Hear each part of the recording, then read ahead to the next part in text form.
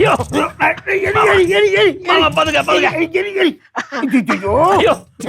മണി മണിക്കുട്ടാ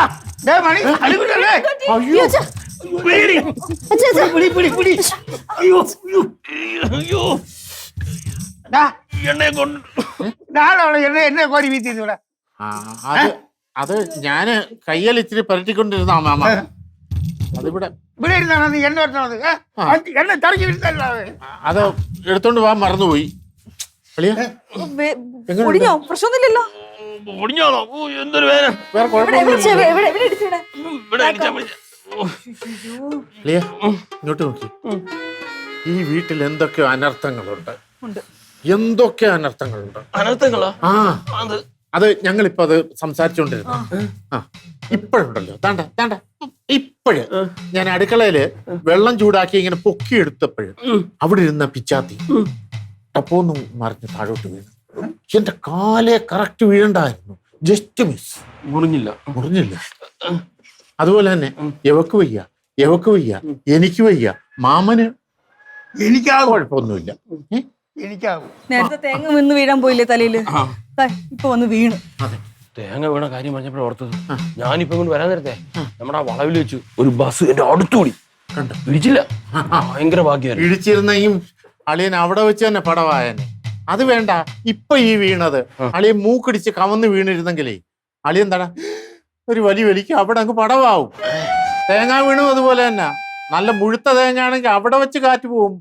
അതാ എന്തൊക്കെ രവിയേട്ടാ, ഇത് വെറും അനർത്ഥമല്ല. ആരോ നമുക്കെതിരെ എന്തോ കാര്യം ചെയ്യുന്നുണ്ട്. നമുക്കൊരു കാര്യം ചെയ്യാം അല്ലേ?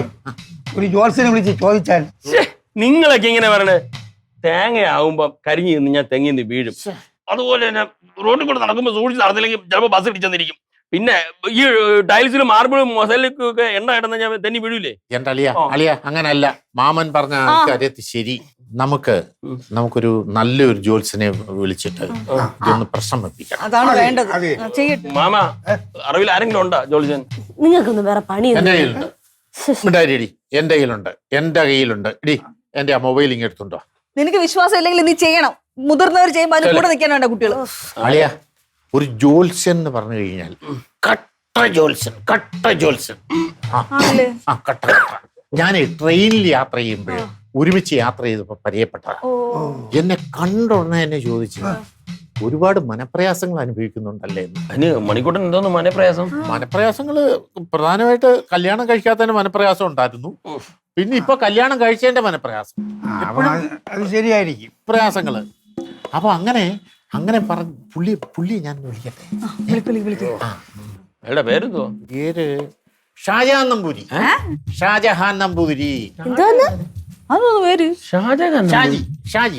ഷാജി നമ്പൂരി. അല്ല, ഈ നമ്പൂതിരിമാർക്കൊക്കെ ഷാജി എന്ന് പേര് വരുമോ? പിന്നെ എന്റെ അളിയ ഷാജി, ഷിബു, ബൈജു ഇത്തരം പേരുകള് എല്ലാ ജാതി മതക്കാരും ഇടുന്നു.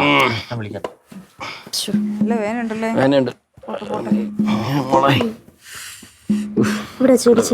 പുള്ളിനെ പറഞ്ഞു കഴിഞ്ഞാൽ നമ്മൾ ഒന്നും അങ്ങോട്ട് പറയണ്ട, എല്ലാം ഇങ്ങോട്ട് പറഞ്ഞു. അത്ര കഴിവ്. സിത്തന്ന് പറഞ്ഞു കഴിഞ്ഞാൽ കട്ട. അത് മനസ്സിലായി. ഹലോ, ഷാജിയമ്പൂരി അല്ലേ? ഇത് മണിക്കുട്ടൻ കുരുക്കള്. ട്രെയിൻ വെച്ച് പരിചയം. അത് ഓർക്കുന്നുണ്ടോ ഇതൊക്കെ? എന്റെ പെങ്ങടെ വീട് വരെ ഒന്ന് പറഞ്ഞേ. പെങ്ങടെ വീട്. ഒരിച്ചിരി ചെറിയ പ്രശ്നങ്ങളുണ്ട്. അത് വന്ന് എല്ലാം നോക്കണം. അത്യാവശ്യമാണ്.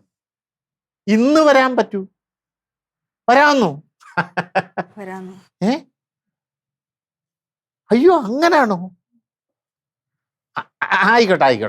എന്നാ പെട്ടെന്ന് വരണേ. പെട്ടെന്ന് പോരെ. ഞാനിവിടുത്തെ ഗൂഗിൾ ലൊക്കേഷൻ ഞാൻ അങ്ങോട്ട് അയക്കുന്നുണ്ട്. വരാമെന്ന്. പുള്ളി പറഞ്ഞ ഒരു കാര്യം എന്ന് പറഞ്ഞാൽ, ഇപ്പം എന്റെ കാള് പ്രതീക്ഷിച്ചിരിക്കുകയായിരുന്നു പുള്ളി. അതുവരെ പുള്ളിയുടെ അത്രയ്ക്കാണ് സിദ്ധം എന്ന് പറയാം. കട്ട. ഈ മണിക്കുട്ടന്റെ കോള് പ്രതീക്ഷിച്ചിരിക്കുന്ന ആൾക്കെ ഇവിടുത്തെ ലൊക്കേഷൻ അയച്ചു കൊടുക്കേണ്ട കാര്യം എന്ത്? അല്ല, അത് പുള്ളിക്ക് ഇത് ലൊക്കേഷൻ വേണമെന്നില്ല. അല്ല തന്നെ വരും. പിന്നെ ലൊക്കേഷൻ ഉണ്ടെങ്കിൽ ഒരു സ്പീഡ്, സ്പീഡ്. എന്തായാലും അങ്ങനെ വരുന്നവരെ ഞാൻ ഒന്ന് പോയി കിടക്കാം. നല്ല വേദന. പിടിച്ചോളൂ പടി ഇതെല്ലാം എടു. ആ, മരുന്നല്ലേ എല്ലാ മരുന്നും കിട്ടിയ രവിയേട്ടാ? എല്ലാം കിട്ടി. മാമ ഇത് എടുത്തോണ്ട് വാ. അച്ഛൻ എന്നെ ഉപയോഗിക്കാം അച്ഛാ ഇതൊക്കെ. അയ്യോ ഇതൊക്കെ വെക്ക്. അയ്യോ ഞാൻ താങ്ങണില്ല, എനിക്ക് പറ്റില്ല.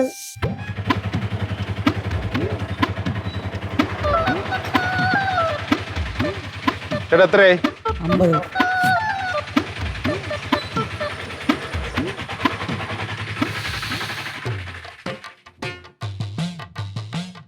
സർവമംഗളമംഗല്യേ ശിവേ സർവാർത്ഥ സാധികേ ശരണ്യേ ഗ്രഹഭേദൗരി നാരായണീ നമസ്തുതേ. ഓം ഗജാനനം ഭൂതഗണാധിസേവിതം വരസാരവക്ഷിതം മാസ്വം വിനാശകാരണം മാമേശ്വര പാദപങ്കജം. മൊത്തത്തിൽ പ്രശ്നമാണല്ലോ ആശാനെ. എന്തോ പ്രശ്നം സ്വാമി? ഇവിടെ കണക്കുകളായിട്ട് മൽപ്പിടുത്തം നടത്തുന്ന ഒരു സഹോദരൻ ഉണ്ടല്ലോ, എവിടെ? മനസ്സിലായോ? അളിയൻ നിന്റെ ഭർത്താവ്. അച്ഛന് ബാങ്കിലല്ലേ ജോലി, അതായിരിക്കും അങ്ങനെ പറഞ്ഞു. ആ അതെന്റെ ഭർത്താവ് രവി. എന്താ സമയം? മരണം അയാളെ പിന്തുടരുകയാണ്. എന്റെ ഭർത്താവ് പടവാകും. മകൾക്ക് പുത്ര സൗഭാഗ്യമില്ല അല്ലേ? ഉണ്ട്, രണ്ടെണ്ണം ഉണ്ട്. എടി അത് പെമ്മക്കളല്ലയോ, ആമ്പിള്ളേരില്ലയോ ഒന്നും? അതില്ല, 2 പെമ്പിള്ളേരെന്നെ. ഇല്ല സ്വാമി. എന്താ പെമ്പിളി പോര്, ഞാൻ പിള്ളേരെ വേണം. മിണ്ടായിരി സ്വാമി. എന്നെ സ്വാമി സ്വാമി ഇനി നമുക്ക് അകത്തോട്ടിരിക്കാം. ആവാം. വന്നാല് ഇങ്ങോട്ട് മാറുക.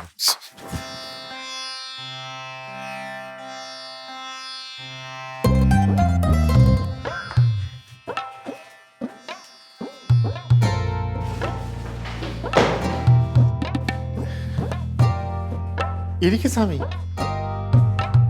ഇരിക്കു.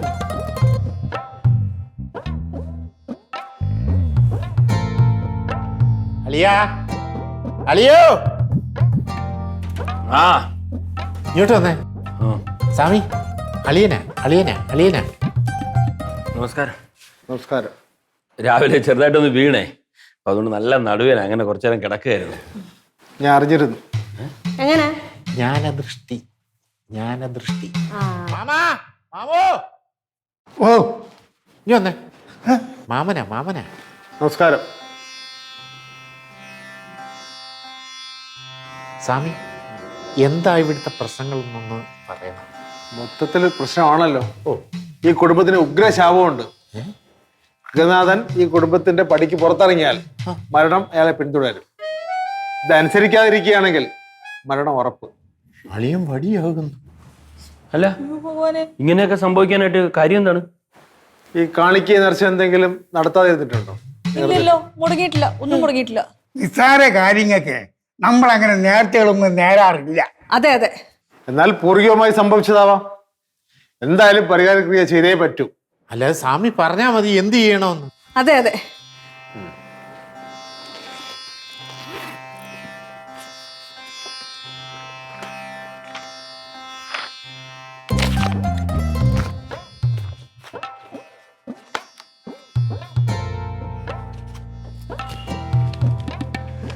പ്രാർത്ഥിച്ചോണ്ടില്ലേ?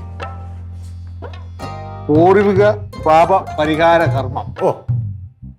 നേർച്ച വിഘ്ന ക്ഷമാപണ ഹോമം ചെയ്യാം. സർവ ഐശ്വര്യ പ്രചോദന കർമ്മങ്ങൾ ചെയ്യാം സ്വാമി. സർവ കുടുംബ ക്ഷൗര കർമ്മം. അതെന്തോന്ന് സ്വാമി? അതായത് ഈ കുടുംബത്തിലുള്ള എല്ലാവരും തല മുണ്ടനം ചെയ്യണം. ചെയ്യാം. ഈ സ്ത്രീകളും? അതെ, സ്ത്രീകളും ചെയ്യണം. തല പൊട്ടയടിക്കണമെന്ന് സ്വാമി. പിന്നെ കുരുതി പൂജ, അത് ഞാൻ ആശ്രമത്തിൽ ചെയ്തോളാം. ആയിക്കോട്ടെ. പിന്നെ സാധുജന ഭക്ഷണ നേർച്ച, അത് എല്ലാ മാസവും ചെയ്യണം 2 വർഷത്തേക്ക്. അല്ല, ഇതിനൊക്കെ ഉദ്ദേശം എന്ത് ചെലവ് വരും? ഇതിന് ഏകദേശം പൂർവിക പാവ പരിഹാര യജ്ഞത്തിന് ഒരു 2 ലക്ഷം രൂപ. അറിയില്ല. പിന്നെ കുരുതി പൂജ, അതിന്റെ സാധനങ്ങളെല്ലാം കൂടെ വാങ്ങുന്നതിന് 25,000 രൂപ. കുഴപ്പമില്ല. പിന്നെ സർവ ഐശ്വര്യ പ്രചോദന കർമ്മങ്ങൾ, അതൊരു 3 ലക്ഷം രൂപ. അതൊന്നും പ്രശ്നമല്ല സ്വാമി. പിന്നെ ഈ സാധുജന ഭക്ഷണ നേർച്ച, അത് വന്നിട്ട് 10,000 രൂപ വെച്ച് 2 വർഷത്തേക്ക് 2,40,000 രൂപ. കുഴപ്പമില്ല സ്വാമി, തന്നേക്കാം. സ്വാമി ഒരു മിനിറ്റ്, മണിക്കൂർ വാ. സ്വാമി എഴുതിക്കൂ, ഞാൻ എന്താ വരുന്നത്. ശരി ശരി. ഇങ്ങോട്ട് വന്നേ.